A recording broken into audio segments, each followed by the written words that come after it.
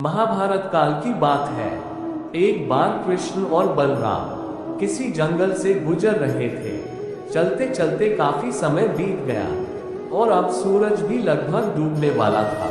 अंधेरे में आगे बढ़ना संभव नहीं था, इसलिए कृष्ण बोले, बलराम, हम ऐसा करते हैं कि अब सुबह होने तक यहीं ठहर जाते हैं। सुबह होते ही हम अपने मंजिल की ओर बढ़ चलेंगे।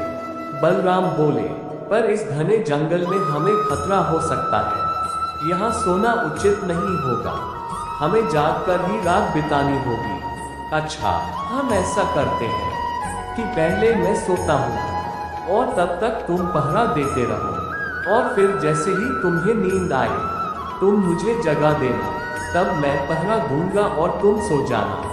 कृष्ण ने सुझाव दिया। बलराम तैयार हो गए। कुछ ही पलों में कृष्ण गहरी नींद में चले गए और तभी बलराम को एक भयानक आकृति उनकी ओर आती दिखी। वो कोई राक्षस था। राक्षस उन्हें देखते ही जोर से चीखा और बलराम बुरी तरह डर गए। इस घटना का एक विचित्र असर हुआ। भय के कारण बलराम का आकार कुछ छोटा हो गया और राक्षस और विशाल हो गया। उसके बाद राक्षस एक बार और चीखा और पुनः बलराम डरकर कांप उठे।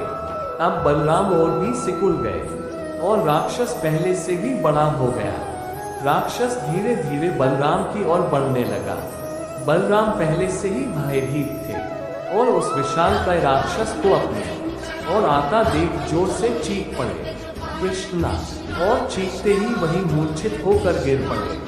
बलराम की आवाज सुनकर कृष्ण उठे। बलराम को वहां देख उन्होंने सोचा कि बलराम पहरा देते देते थक गए और सोने से पहले उन्हें आवाज दे दी। अब कृष्ण पहरा देने लगे। कुछ देर बाद वही राक्षस उनके सामने आया और जोर से चीखा। कृष्ण जरा भी घबराए नहीं और बोले, बताओ तुम इस तरह चीख क्यों रहे हो, क्या चाहिए तुम्हें? इस बार भी कुछ कृष्ण के साहस के कारण उनका आकार कुछ बढ़ गया और राक्षस का आकर कुछ घट गया।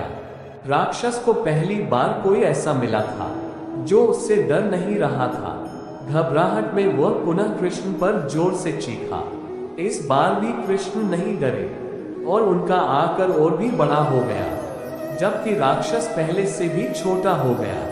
एक आखिरी प्रयास में राक्षस पूरी ताकत से चीखा, पर कृष्ण मुस्कुरा उठे और फिर से बोले, बताओ तो क्या चाहिए तुम्हें? फिर क्या था, राक्षस सिकुड़कर बिल्कुल छोटा हो गया और कृष्ण ने उसे हथेली में लेकर अपनी धोती में बांध लिया और फिर कमर में खोंस कर रख लिया। कुछ ही देर में सुबह हो गई। कृष्ण ने बलराम को उठाया और आगे बढ़ने के लिए कहा। वे धीरे धीरे आगे बढ़ने लगे। तभी बलराम उत्तेजित होते हुए बोले, पता है कल रात में क्या हुआ था? एक भयानक राक्षस हमें मारने आया था।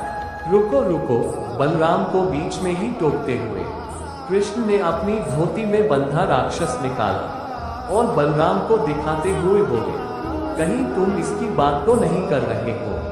हाँ, ये वही है, पर कल जब मैंने इसे देखा था तो ये बहुत बड़ा था, ये इतना छोटा कैसे हो गया?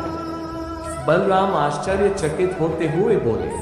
कृष्ण बोले, जब जीवन में तुम किसी ऐसी चीज से बचने की कोशिश करते हो जिसका तुम्हें सामना करना चाहिए, तो वो तुमसे बड़ी हो जाती है और तुम पर नियंत्रण करने लगती है। लेकिन जब तुम उस चीज का सामना करते हो जिसका सामना तुम्हें करना चाहिए, तो तुम उससे बड़े हो जाते हो और उसे नियंत्रित करने लगते हो। दोस्तों, ये राक्षस दरअसल हमारी जिंदगी में आने वाली चुनौतियां हैं। अगर हम इस चुनौतियों को टालते हैं तो ये और बड़ी होती जाती है। आखिर में ये हमें कंट्रोल करने लग जाती है। इसलिए हमें इनका साहसपूर्वक सामना करना चाहिए ताकि हम उन पर काबू पा सकें। इस प्रकार चुनौतियों का डट के सामना करने से वो छोटी सी हो जाएगी, जिससे हम आसानी से उन पर नियंत्रण कर सकते हैं और सफल हो सकते हैं। दोस्तों, कैसी लगी ये कहानी हमें कमेंट करके जरूर बताएं। धन्यवाद।